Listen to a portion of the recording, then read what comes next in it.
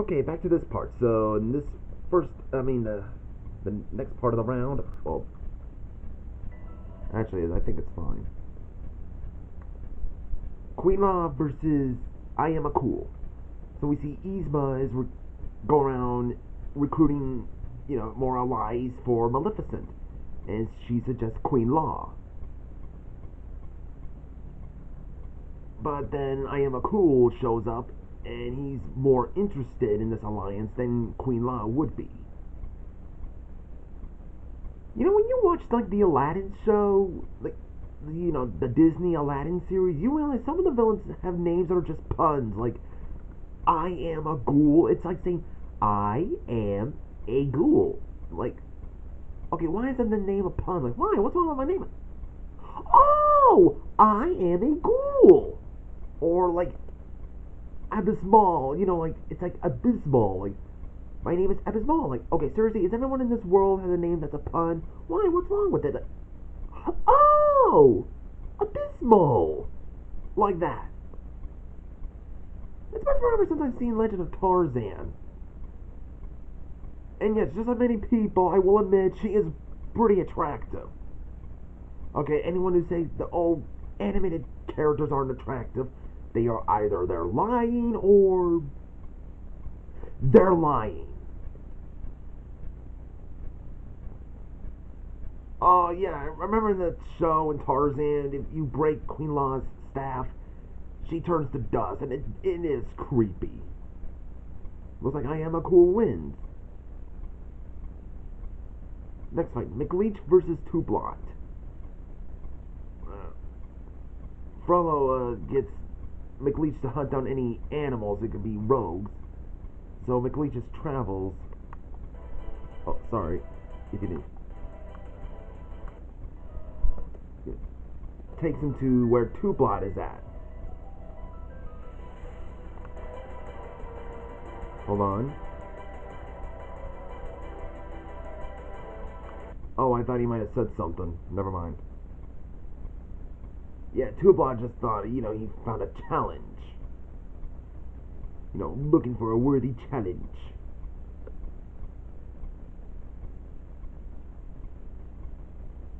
Okay, was he throwing coconuts at him or something? Or maybe just fruit.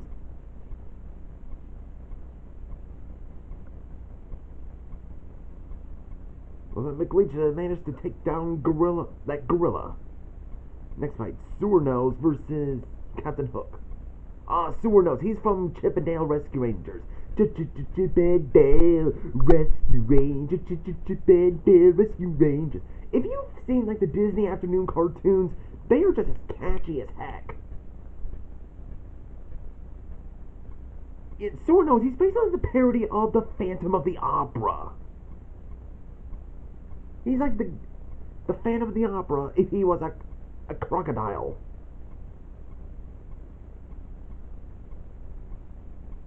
So Prince John has decided to, odd all of Captain Hook's crew to be followed by Sewer Nose, to be the captain. Huh. Since Captain Hook's gone, it's like, hey, since you're in part of the Queen's group, you should be the captain while the pirates can follow her orders also.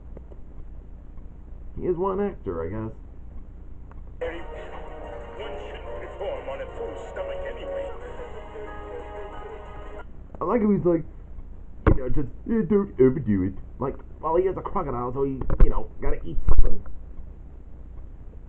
And, okay, I like how he just shows up as a captain, because and the reaction of these pirates are like, huh?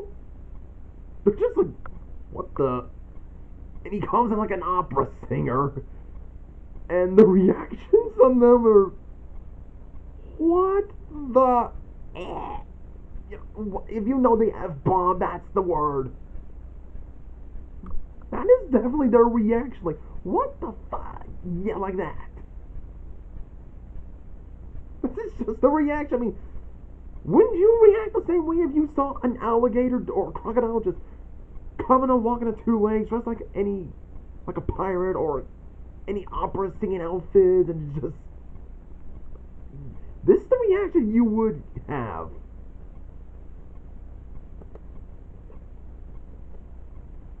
and looks like Captain Hook shows up. So it's a fight between who will be the captain of the crew. Huh. And I like the editing, how it's like, literally they are sword fighting.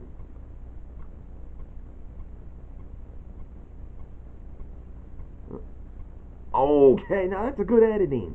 Stabbed him right in the heart. And Captain Hook wins. Back to being the captain of the Jolly Roger. Next fight. Skinner versus Hopper. Skinner from Ratatouille. I like in the description he's so tired of Skinner just kicking them out. While they're rodents, I mean, insects. They're not good for the kitchens.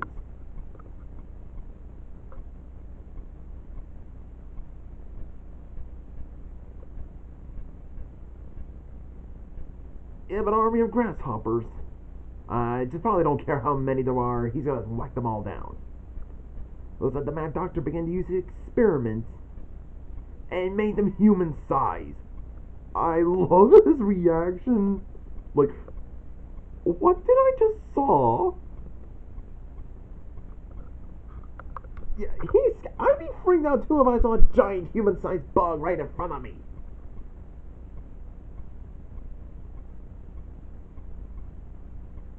It looks like Hopper wins. And next fight, Frollo versus Chernobog. Even I thought there was going to be the battle theme was going to be Hellfire. You know, that's the song Frollo sang, which was a very dark but yet epic tune. See, Frollo is upset that Esmeralda died. Actually, this is a different kind of music that I did not expect also. Hold on.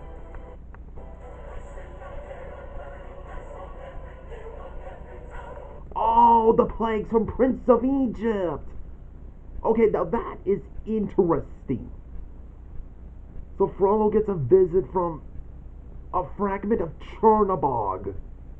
Are you sure it's not his spirit? Okay, I love the editing that it's like Chernobog is actually talking to Frollo in the fireplace. Oh, and there's his face.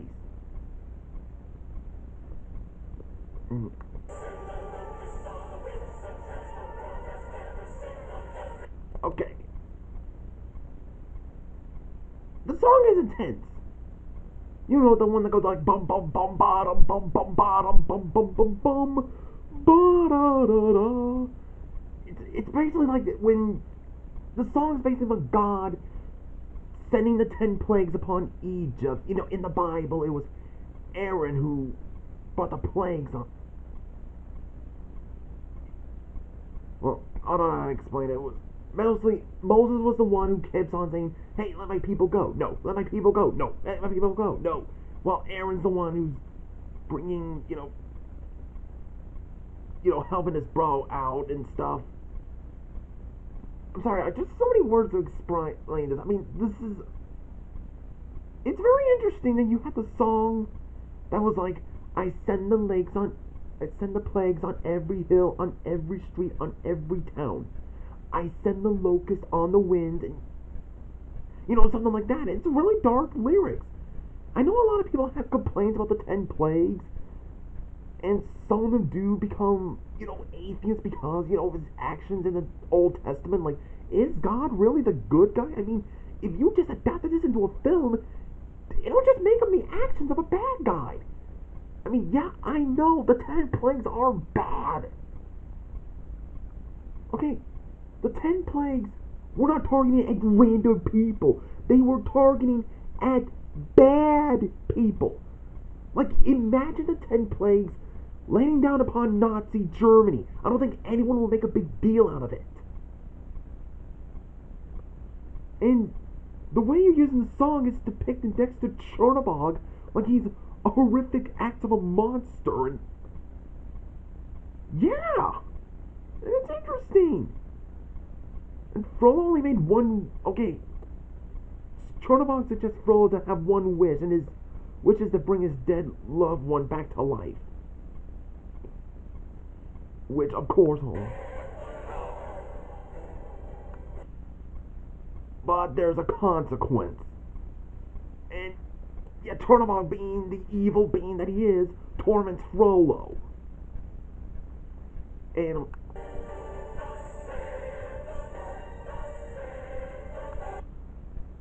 okay, one thing I like, holy crap, the way that dude used Turnabog's face on these red cloaked men, like those were doing, they actually represent, people who would judge you of your soul.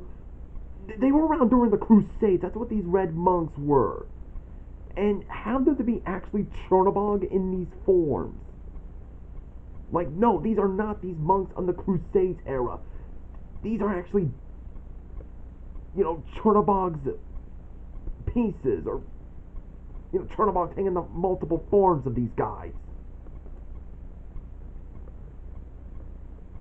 Whoa. And the deal is made. So Chernobog is possessing Frollo. Okay, I thought Hellfire was dark, but you got it. Would anyone agree that the Plagues is even more darker song than Hellfire? And that just makes Frollo even more darker for a villain, being possessed by the devil.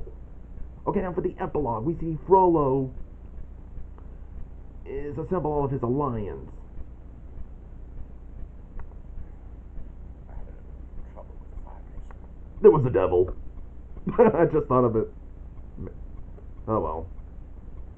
So it's suggested to take down the Queen's forces permanently. The magic mirror tells Queen Grimhilda of Humbert's fate, and she scolds Ratcliffe for this. No longer second in command, she gives that position to the Shadow Man, Dr. Facilier, which makes him upset.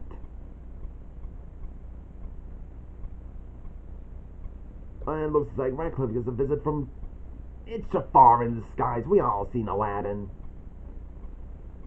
And we see 3 Morganians have found a vet, and Drake's is like, $5 said you can't open that vase. Yeah, now I remember, it's Drake. Opens the vase and, of course he's not going to be gone forever. Maxim Horvath. Ah, I'm glad to see him back. Then we see Prince Phobos gathers all of his forces. Most evil, vile, and cruel villain in the land has spoken. Yep. And we also see Jasmine is fully corrupted. Then we see Shere Khan along with his, the other forces. Hold on. The 2 most dangerous criminals ever, together! The alliance of the Disney Afternoon villains. Then we see Long John Silver meeting with his employer, and he's got the map for his employer.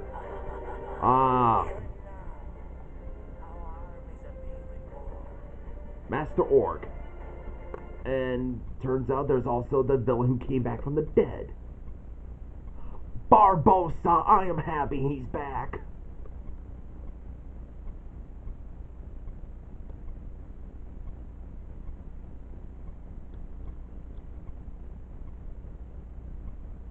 Then we see in the underworld, we see Queen La has arrived to the underworld after her death. She wants them to, let her go, but Mirage and Hades tell no. But Queen La lets them know that Maleficent is back, which shocked Hades. Then we see... From those dark depths are all hearts. Yeah, Ansem brings back Ursula. I'm glad to see her back.